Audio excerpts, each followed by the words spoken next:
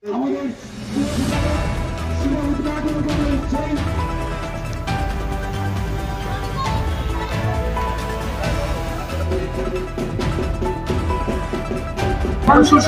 হলো কি বলবেন? না, প্রতি বছরে না, এবছরও ত্রিপর্ণের ছেলেমেয়েরা আজকের দিনটা বেছে নিয়েছে খুঁটি পুজোর মাধ্যমে, এবং আজকে থেকে 2023-এ ত্রিপর্ণ পরিচালিত বাগমোড় সর্বজনীন দুর্গোৎসব এর সূচনা হয়ে গেল। আজকে থেকেই জোর কদমে এই দুর্গোৎসবের কাজ চলবে। এবছরের ভাবনা 2012 সালের 14ই এপ্রিল, 1912 সালের 14ই এপ্রিল তৎকালীন পৃথিবীর সবচাইতে দামি এবং বড় লাক্সারিয়াস জাহাজ হয়েছিল টাইটানিক, এবং তারা ঘোষণা করেছিল যে এই টাইটানিক কোনোদিন ধ্বংস হবে না। কিন্তু দেখা গেল কালের নিয়মে সেই টাইটানিক ধ্বংস হলো, ডুবে গেল, এবং সেই টাইটানিক প্রায় 12,000 ফিট নিচে, সমুদ্রের নিচে গিয়ে পড়ল। এবং এই টাইটানিক দেখতে কিন্তু মানুষ এখনো যাচ্ছে। গত মাসেই আপনারা দেখেছেন যে 5 জন মানুষ ওই টাইটানিক দেখতে গিয়ে তারা আর ফিরে এলেন না।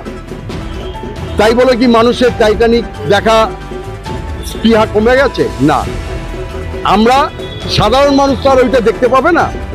আমরা ওই সাবমেরিনের মাধ্যমে মানুষকে ওই 12,000 ফুট নিচে নিয়ে যাওয়ার চেষ্টা করব, এবং সেখানে গেলে টাইটানিকের ধ্বংসাবশেষ যেমন দেখবে, যে টাইটান করে টাইটানিক দেখতে গেছিল সেই টাইটানটাও দেখা যাবে, এবং মাও সেই জলের ভেতরেই থাকবে। কোরাল ফোরাল যা থাকে সমুদ্রের নিচে, সেইগুলো আমরা চেষ্টা করব মানুষকে দেখাবো।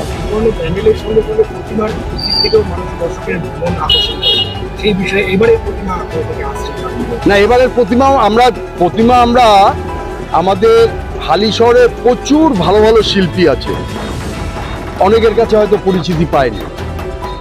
আমরা যখন ত্রিপর্ণের পুজোটা আরম্ভ করি তখন আমার এক গার্জিয়ান মাধব চক্রবর্তী আমাকে নিয়ে সন্দীপ পালের সাথে পরিচয় করিয়ে দিয়েছিল। সেই সন্দীপ পালকে দিয়ে আমরা গত বছরের আগের বছর অবধি প্রতিমা করিয়েছি। গত বছরও আরেকটা খুব ভালো শিল্পী মনোজ, আমাদের হালিশহরের ছেলে, তাকে দিয়ে করিয়েছি। এবারও আবার সন্দীপ করবে, এবং আশা করি আমাদের হালিশহরের যে শিল্পীরা আছে তারা কলকাতার কোনো শিল্পীর থেকে কমা না, সেটা আবার সে প্রমাণ করবে। না, এবছরের যিনি থিম মেকার মিস্টার বাগ, সে আরও 4-5 বছর আগে আমাদের এখানে করেছিল একবার, উত্তর ভারতে রীতিকথা বলে, দক্ষিণ ভারতের রীতিকথা বলে। তাকেই আমরা এবার আবার এনেছি এই সাবমেরিনটাকে মানুষের সামনে উপস্থাপনা করবে। যে পুজো করে আমাদের রবি সরকার করে পুজো, সাথে আমাদের ত্রিপন কাকা রয়েছে, শিবাদা রয়েছে, আরও সকলে রয়েছে, সকল সদস্যরাও রয়েছে। বাগমোড়ে একটা বিখ্যাত পুজো হয় ত্রিপন্ন ক্লাবে। তারা শুধু পুজো নয়, সঙ্গে সঙ্গে তারা সামাজিক কাজ, বিভিন্ন সমাজমূলক কাজ, রক্তদান থেকে শুরু করে বস্ত্রদান থেকে শুরু করে বিভিন্ন সামাজিক কাজও তারা করে। সকল সদস্যকে আমার অভিনন্দন, শুভেচ্ছা রইল। তারা দুর্গা উৎসবটা খুব ভালো করে পালন করে। আর আইন মেনে, যেটা সরকারি আইন থাকে, ফায়ার ব্রিগেডে আইন থাকে, সব আইন মেনে পুজো করে। আর এলাকার মানুষ বা এই ব্যবসায়ী সমিতি যারা আছে, ব্যবসায়ী লোকরা আছে, তারাও খুব খুশি থাকে, এখানকার একটা পুজো হলে তাদেরও ব্যবসাটা ভালো হয়। সকলকে অভিনন্দন, শুভেচ্ছা রইল। আগাম বিরোধী দলনেতা শুভেন্দু অধিকারী পুলিশকে টুইটকারি করছে, এটা কোন রাজ্যের সংস্কৃতি? এটা হচ্ছে কোনো রাজ্যের সংস্কৃতি না, ওটা তার ব্যক্তিগত সংস্কৃতি। আসল ব্যাপার হচ্ছে একটা মানুষের পরিচয় আর মানুষের চরিত্র তখনই বোঝা যায় তার মুখের, তার ভাষা বা তার শিক্ষাগত যোগ্যতা সেটা পাওয়া যাচ্ছে।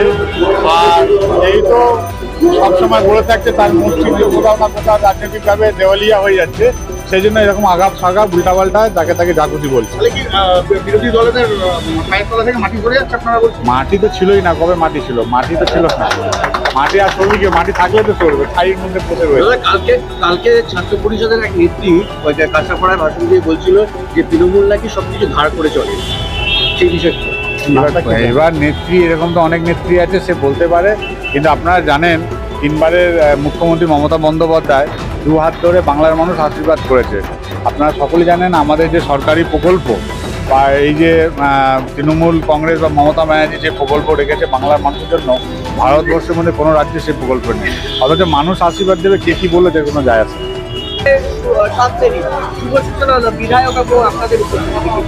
খুব ভালো লাগছে, খুব ভালো উদ্যোগ, এবং ত্রিপর্ণ প্রত্যেকবারই একটা মানে বলা যেতে পারে জাঁকজমকপূর্ণ দুর্গাপুজো করে, এবং আমরা এবারও আশা করবো খুব জাঁকজমকপূর্ণ একটা দুর্গাপুজো হবে।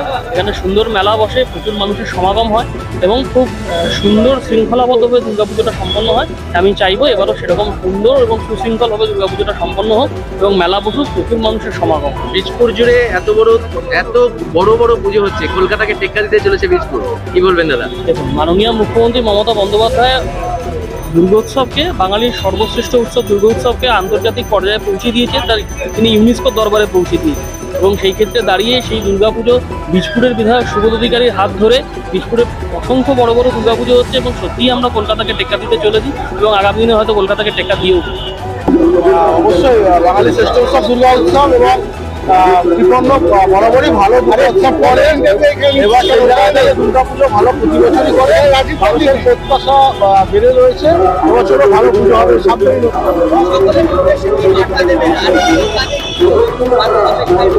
বাঙালির শ্রেষ্ঠ উৎসব দুর্গা উৎসব, প্রত্যেকে আনন্দ করে কাটাক, সুখে কাটাক, ভালো।